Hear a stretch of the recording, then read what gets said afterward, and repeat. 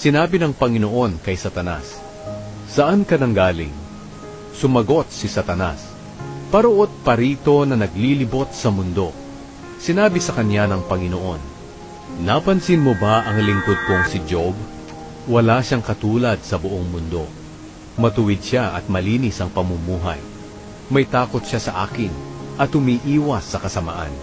Sumagot si Satanas, "May takot si Job sa iyo dahil pinagpapala mo siya.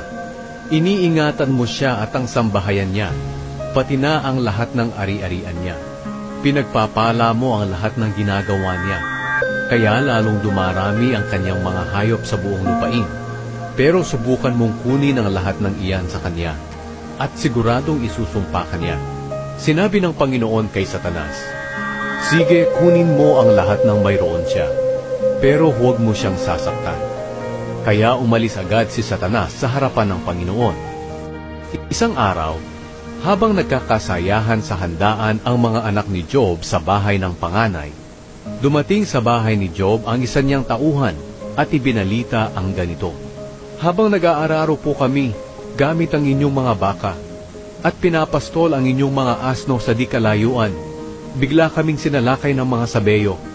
Kinuha po nila ang mga hayop at pinatay ang aking mga kasama. Ako lang po ang nakatakas para magbalita sa inyo." Habang nagsasalita pa ang tauhan, dumating din ang isa pang tauhan ni Job at sinabi, "Tinamaan po ng apoy ng Diyos ang inyong mga tupa at ang mga pastol nito at nasunog. Ako lang po ang nakaligtas para magbalita sa inyo." Habang nagsasalita pa siya, may isa pang dumating at nagbalita, "Sinalakay po kami ng 3 pangkat ng mga Kaldeo. Kinuha po nila ang mga kamelyo at pinatay ang aking mga kasama. Ako lang po ang nakatakas para magbalita sa inyo."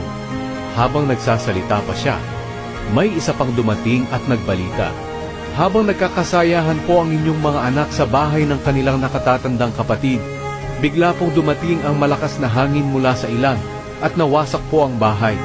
Nabagsakan po ang inyong mga anak at namatay. Ako lang po ang nakaligtas para magbalita sa inyo." Nang marinig iyon ni Job, tumayo siya at pinunit ang kanyang damit dahil sa pagdadalamhati. Pagkatapos, inahitan niya ang kanyang buhok sa ulo at nagpatira pa sa lupa para sumamba sa Panginoon. Sinabi niya, "Ipinanganak akong walang dala at mamamatay din akong walang dala. Ang Panginoon ang nagbigay ng lahat ng mayroon ako at ang Panginoon din ang kumuha nito. Purihin ang pangalan ng Panginoon." Sa kabila ng lahat ng nangyari, hindi nagkasala si Job. Hindi niya sinisi ang Diyos.